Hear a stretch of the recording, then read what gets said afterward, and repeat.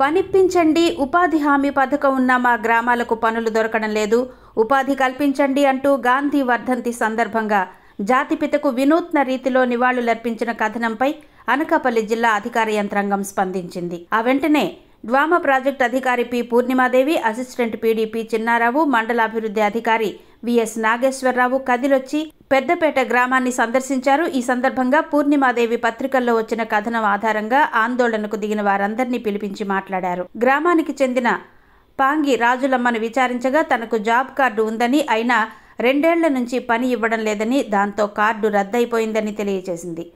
6 కిలోమీటర్ల మేర నడిస్తేనే గానీ ఎంకే పట్నం రాదు, రోడ్డు మార్గం లేకపోవడంతో కాలిబాటనే వెళ్లాల్సి వస్తోందంటూ, అంత దూరం నడవలేకే పనులకు వెళ్లడం లేదంటూ చెప్పుకొచ్చింది.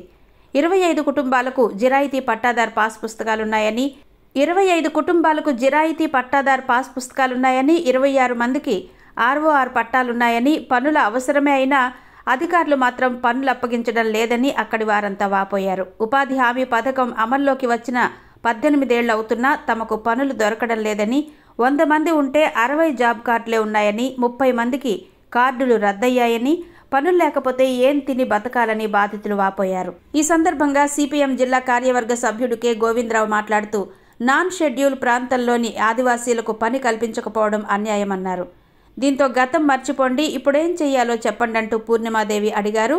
తమకు జరిగిన అన్యాయానికి ఎవరు బాధ్యులంటూ గ్రామస్తులు ప్రశ్నించగా, రద్దయిన కార్డుల్ని పునరుద్ధరిస్తామని, కార్డు లేని వారికి జాబ్ కార్డులు ఇప్పిస్తామని, పెద్దపేట రెవెన్యూ పరిధిలోని ఫారెస్ట్ భూముల్లో తక్షణమే పనులు కల్పిస్తామని, గ్రామస్తులంతా కలిసికట్టుగా పనులు చేసుకుని ఆర్థికంగా నిలదొక్కుకోవాలని కోరారు.